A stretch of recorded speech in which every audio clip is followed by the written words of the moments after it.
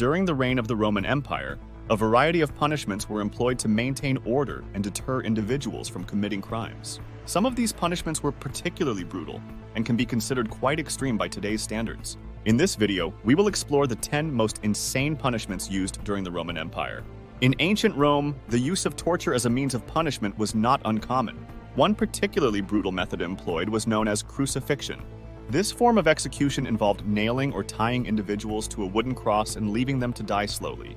Crucifixion was typically reserved for individuals convicted of serious crimes such as treason or rebellion. This cruel practice aimed to deter others from committing similar offenses by inflicting immense physical pain and humiliation on the condemned. While it is undoubtedly a dark aspect of ancient Roman history, understanding these historical practices can provide valuable insights into the culture and justice system of that time. During ancient times, various forms of punishment were used to instill fear and entertain the masses. One particularly gruesome method was known as damnatio ad bestias, which involved throwing a condemned individual into a pit filled with wild animals.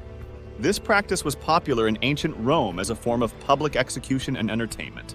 The condemned person would face off against lions, bears, or other dangerous creatures while being watched by a crowd.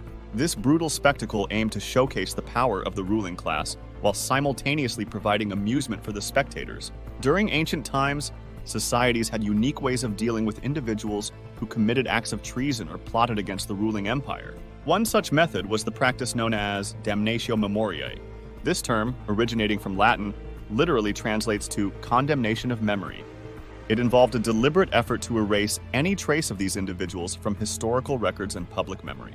Under damnatio memoriae, not only were the names of these individuals eradicated from official records, but their likeness was also actively removed. This meant that any inscriptions or statues bearing their image would be defaced, destroyed, or altered beyond recognition. The objective behind this practice was to ensure that these individuals would be forgotten and their legacy eliminated. The reasons for implementing damnatio memoriae were multifaceted. Firstly, it served as a deterrent for potential dissenters by showcasing severe consequences for those who opposed the empire's stability and authority. Secondly, it aimed to protect the reputation and legitimacy of the ruling power by erasing any association with those who posed a threat. The erasure of an individual's name and likeness through damnatio memoriae had profound implications on personal identity and historical narratives. It effectively erased any acknowledgement or remembrance of these individuals' existence within society. Consequently, future generations were left unaware of their deeds or influence on events during that time. Today, we can observe remnants of this practice through archaeological discoveries where defaced statues or altered inscriptions hint at attempts to remove certain figures from history.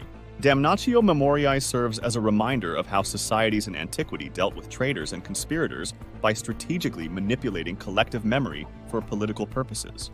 In conclusion, damnatio memoriae was a method employed by ancient civilizations to erase both the name and memory of individuals involved in acts of treason or plotting against the empire.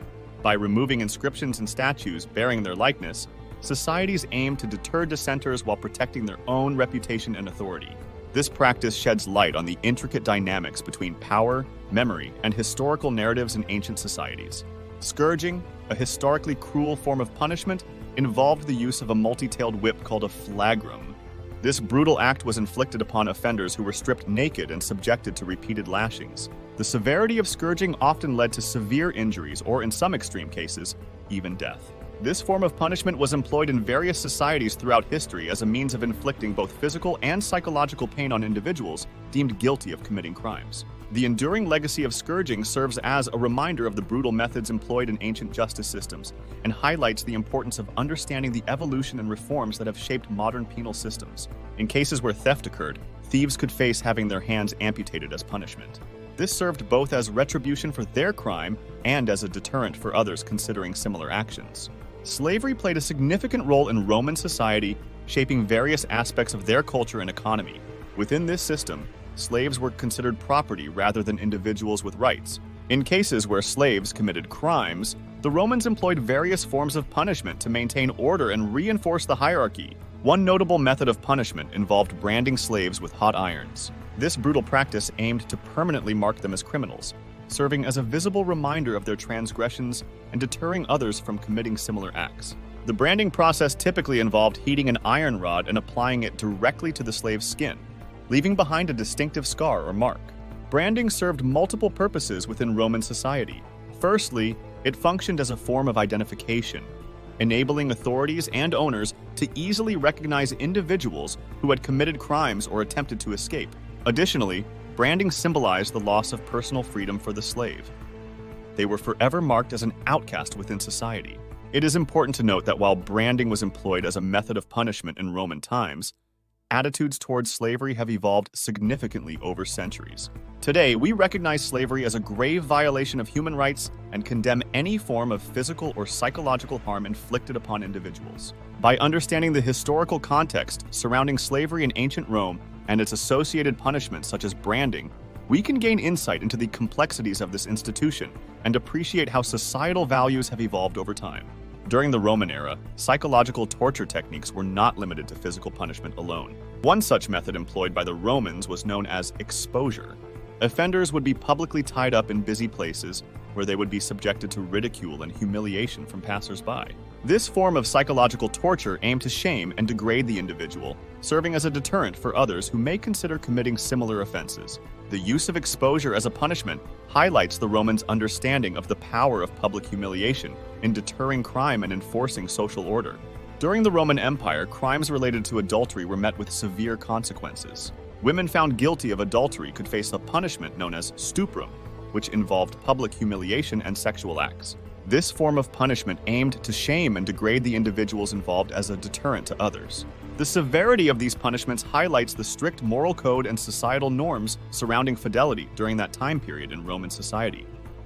In cases of political treason throughout history, societies have employed various forms of punishment to deter and punish offenders. One such punishment, known as damnatio ad metalla, was particularly severe and involved the forced labor of the offender in dangerous mines.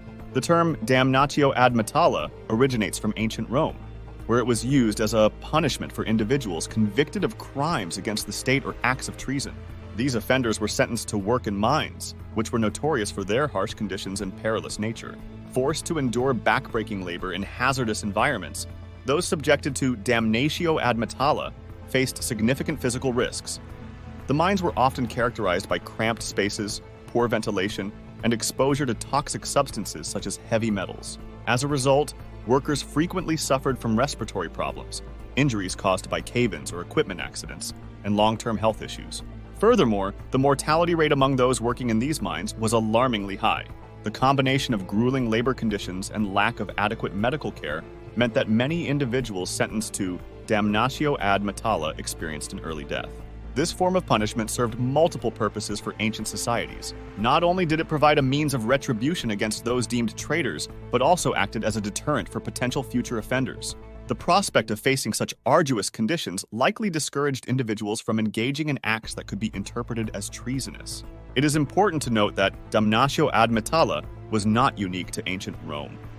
Similar practices have been observed throughout history across different cultures and time periods. While modern legal systems have evolved significantly since then, this historical example serves as a reminder of the severity with which political treason has been dealt with in some societies throughout history.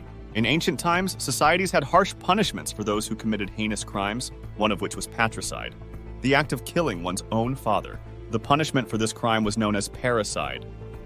This form of punishment involved a gruesome and terrifying ordeal. The offender would be sewn into a sack together with various animals, such as snakes or scorpions, and then thrown into a body of water. The intention behind this punishment was to inflict severe pain and suffering upon the perpetrator.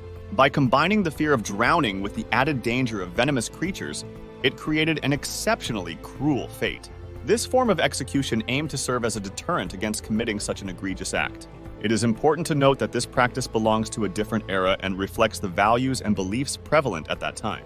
Throughout history, societies have employed various methods to discourage criminal behavior, often resorting to extreme measures. Today, modern legal systems focus more on rehabilitation rather than retribution. Punishments are designed with the aim of reforming offenders while ensuring their safety and protecting society at large. The purpose is no longer solely focused on inflicting pain, but rather on promoting justice and preventing future crimes. By examining practices such as parricide from the past, we can gain insight into how societal norms have evolved over time. It serves as a reminder of how far we have come in terms of our approach to justice and punishment in contemporary society. While these punishments may seem extreme by today's standards, they were considered appropriate methods for maintaining order and serving justice during the Roman Empire. Understanding these historical practices can provide valuable insights into the culture and values of ancient Rome.